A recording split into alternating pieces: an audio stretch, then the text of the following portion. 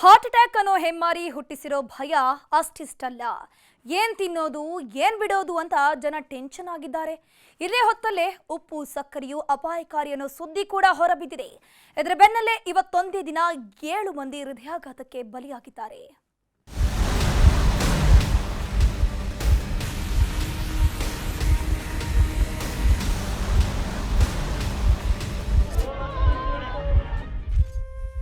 ಹೃದಯಾಘಾತ ಅನ್ನೋ ಹೆಮ್ಮಾರಿಗೆ ಇಡೀ ಕರುನಾಡೆ ಬೆಚ್ಚಿ ಬಿದ್ದಿದೆ. ಯಾರ ಜೀವ ಯಾವಾಗ ಹೋಗುತ್ತೋ ಗೊತ್ತಿಲ್ಲ, ಯಾರ ಆಯಸ್ಸು ಯಾವ ಕ್ಷಣದಲ್ಲಿ ಮುಗಿಯುತ್ತೋ ಗೊತ್ತಿಲ್ಲ. ಹಾರ್ಟ್ ಅಟ್ಯಾಕ್ ರೂಪದಲ್ಲಿ ಬರೋ ಜವರಾಯ ಸಣ್ಣದೊಂದು ಸುಳಿವನ್ನೂ ಕೊಡದೆ ಯಮಪಾಶ ಬೀಸ್ತಿದ್ದಾನೆ. ದಿನಕ್ಕೆ 1, 2, 3, 4 ಅಂತ ಹೆಣಗಳು ಉರುಳುತ್ತಾನೆ ಇವೆ.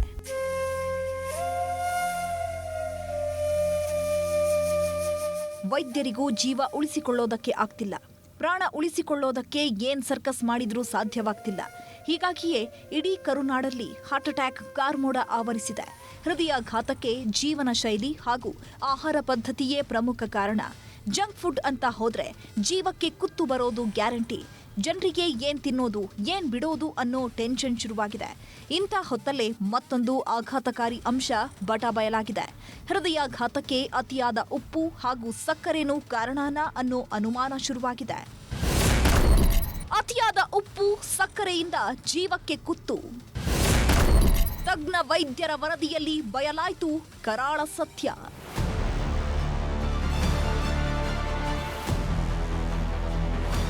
ಉಪ್ಪಿಗಿಂತ ರುಚಿ ಬೇರೆ ಇಲ್ಲ, ಸಕ್ಕರೆಗಿಂತ ಸಿಹಿ ಇನ್ನೊಂದಿಲ್ಲ ಅಂತೀವಿ. ಆದ್ರೀಗ ಇದೇ ಉಪ್ಪು ಸಕ್ಕರೆಯೇ ಜೀವಕ್ಕೆ ಕುತ್ತು ತರುವಂತೆ ಕಾಣಿಸ್ತಿದೆ. ಅತಿಯಾದ ಅಮೃತವೂ ವಿಷ ಅಂತಾರೆ. ಅದರಂತೆಯೇ ಉಪ್ಪು ಹಾಗೂ ಸಕ್ಕರೆ ಬಳಕೆಯೂ ಅತಿಯಾದ್ರೆ ಹೃದಯಾಘಾತಕ್ಕೆ ಕಾರಣವಾಗುತ್ತೆ ಅಂತ ವೈದ್ಯರು ವರದಿ ನೀಡಿದ್ದಾರೆ. ಹಾಗಾದ್ರೆ ವೈದ್ಯರು ನೀಡಿದ ವರದಿಯಲ್ಲೇನಿದೆ ಅಂತ ನೋಡೋದಾದ್ರೆ, ಅತಿಯಾದ ಸಕ್ಕರೆ ಉಪ್ಪು ಸೇವನೆಯಿಂದ ಹೃದಯಕ್ಕೆ ಸಮಸ್ಯೆ ಆಗೋದು ಗ್ಯಾರಂಟಿ. ಯಾಕಂದ್ರೆ ನೈಸರ್ಗಿಕ ವಸ್ತುಗಳಲ್ಲೇ ಮೊದಲೇ ಸೋಡಿಯಂ ಇರುತ್ತೆ. ಅಂಥದ್ರಲ್ಲಿ ನಾವು ಕೂಡ ಅತಿಯಾದ ಸೋಡಿಯಂ ಬಳಸೋದ್ರಿಂದ ನರಗಳು ವೀಕ್ ಆಗಲು ಶುರುವಾಗ್ತವೆ. ಹೃದಯಾಘಾತ ಸಂಭವಿಸೋದಕ್ಕೆ ಒತ್ತಡ ಮಾತ್ರ ಕಾರಣವಲ್ಲ, ಅತಿಯಾದ ಸಿಹಿ ಹಾಗೂ ಉಪ್ಪು ಸೇವನೆಯೂ ಕಾರಣವಾಗುತ್ತೆ. ಬಿಸ್ಕೆಟ್, ಚಿಪ್ಸ್, ಸ್ವೀಟ್ಸ್, ಸಾಸ್ನಂತಹ ತಿನಿಸುಗಳಿಂದ ಅಪಾಯ ಕಟ್ಟಿಟ್ಟ ಬುತ್ತಿ. ಅತಿಯಾದ ಸಕ್ಕರೆ ಉಪ್ಪು ಸೇವನೆಯಿಂದ ಕಾರ್ಡಿಯೋವ್ಯಾಸ್ಕ್ಯುಲರ್ ಅನ್ನೋ ಕಾಯಿಲೆ ಬರೋ ಸಾಧ್ಯತೆ ಹೆಚ್ಚಿದೆ. ಜೊತೆಗೆ ಅತಿಯಾದ ಸಕ್ಕರೆ ಬಳಸೋದ್ರಿಂದ ಫ್ಯಾಟಿ ಲಿವರ್ ಅಪಾಯ ಗ್ಯಾರಂಟಿ. ದೇಹದ ಮೆಟಬಾಲಿಕ್ ಲೆವೆಲ್ ಅನ್ನೇ ಇದು ಸಂಪೂರ್ಣ ಹಾಳು ಮಾಡಿಬಿಡುತ್ತೆ.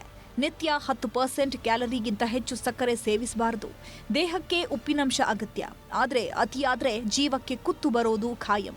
ಹೈ ಸೋಡಿಯಂನಿಂದ ಹೈಪರ್ಟೆನ್ಷನ್, ಹಾರ್ಟ್ ಅಟ್ಯಾಕ್ ಹಾಗೂ ಸ್ಟ್ರೋಕ್ ಸಂಭವಿಸೋ ಸಾಧ್ಯತೆ ಇದೆ ಅಂತ ಆಹಾರ ತಜ್ಞರು ಮಾಹಿತಿ ನೀಡುತ್ತಿದ್ದಾರೆ. ನಾವು ಉಪ್ಪು ಮತ್ತೆ ಸಕ್ಕರೆನ ಬಳಕೆ ಮಾಡಲೇಬೇಡಿ ಅಂತಾನೆ ಹೇಳ್ತೀವಿ. ಯಾಕೆಂದ್ರೆ ಸಕ್ಕರೆನಲ್ಲಿ ಯಾವುದೇ ಪೌಷ್ಟಿಕಾಂಶ ಇರೋದಿಲ್ಲ. ಕ್ಯಾಲರಿ ಜಾಸ್ತಿ ಆಗಿ ತೂಕ ಏರ್ತಾ ಹೋಗುತ್ತೆ. ಉಪ್ಪಿನ ಅಂಶ ರಕ್ತದಲ್ಲಿ ಜಾಸ್ತಿ ಸೇರ್ಪಡೆ ಆಗ್ತಾ ಹೋದ್ರೆ ತಿನ್ನೋದ್ರಲ್ಲಿ ಖಂಡಿತವಾಗಿಯೂ ರಕ್ತದ ಒತ್ತಡ ಜಾಸ್ತಿ ಆಗ್ತಾ ಹೋಗುತ್ತೆ.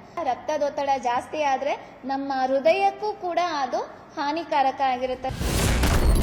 ರಾಜ್ಯದಲ್ಲಿ ನಿಂತಿಲ್ಲ ಹಾರ್ಟ್ ಅಟ್ಯಾಕ್ ಸುನಾಮಿ. ಹಾಸನದಲ್ಲಿ ಯಮನ ಕೇಕೆ, 37ಕ್ಕೇರಿದ ಸಾವಿನ ಸಂಖ್ಯೆ.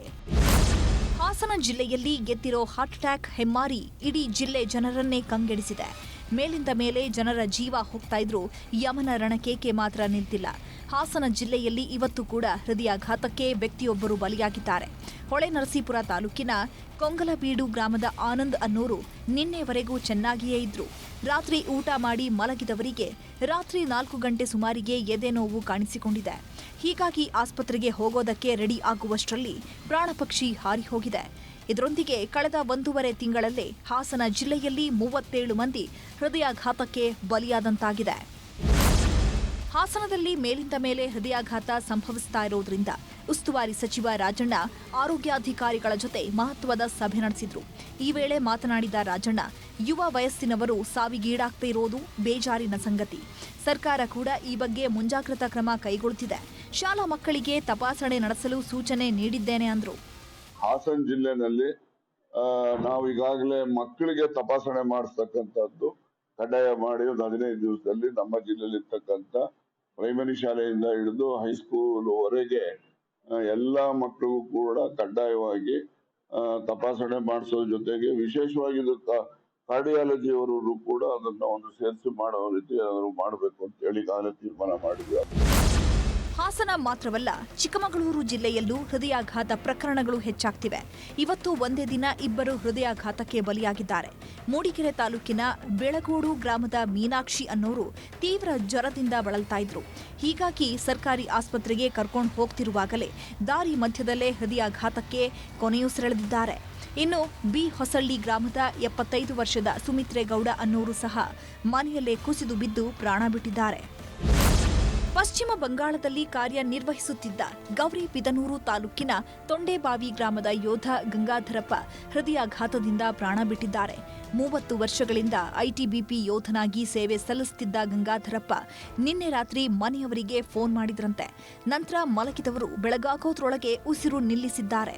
ಹೀಗಾಗಿ ವಿಮಾನದ ಮೂಲಕ ಮೃತದೇಹ ತರಲಾಗಿದ್ದು, ಹುಟ್ಟೂರಲ್ಲಿ ಸಕಲ ಸರ್ಕಾರಿ ಗೌರವಗಳೊಂದಿಗೆ ಅಂತ್ಯಕ್ರಿಯೆ ನೆರವೇರಿಸಲಾಯಿತು.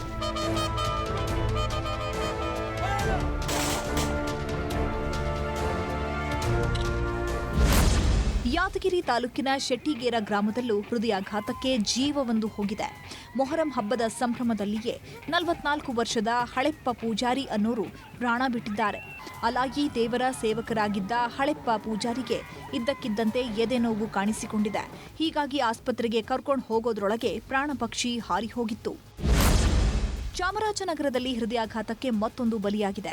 ರಾಮಸಮುದ್ರ ಹೌಸಿಂಗ್ ಬೋರ್ಡ್ ಕಾಲೋನಿ ನಿವಾಸಿ ಶಿವಕುಮಾರ್ ಅನ್ನೋರು ಹೃದಯಾಘಾತದಿಂದ ಪ್ರಾಣ ಬಿಟ್ಟಿದ್ದಾರೆ. ಮನೆಯಲ್ಲಿದ್ದಾಗಲೇ ಕುಸಿದು ಬಿದ್ದು ಶಿವಕುಮಾರ್ ಮತ್ತೆ ಮೇಲೇಳಲೇ ಇಲ್ಲ. ಆಸ್ಪತ್ರೆಗೆ ದಾಖಲಿಸಿ ಚಿಕಿತ್ಸೆ ಕೊಡಿಸೋದ್ರೊಳಗೆ ಪ್ರಾಣಪಕ್ಷಿಯೇ ಹಾರಿ ಹೋಗಿತ್ತು. ಒಟ್ನಲ್ಲಿ ದಿನದಿಂದ ದಿನಕ್ಕೆ ಹಾರ್ಟ್ ಅಟ್ಯಾಕ್ ಸಾವಿನ ಸಂಖ್ಯೆ ಹೆಚ್ಚಾಗ್ತಾ ಇದ್ದು, ಜನ ಎಚ್ಚೆತ್ತುಕೊಳ್ಳದಿದ್ರೆ ಪ್ರಾಣಕ್ಕೆ ಸಂಚಕಾರ ಬರೋದ್ರಲ್ಲಿ ಅನುಮಾನವಿಲ್ಲ. Bureau report, news 18.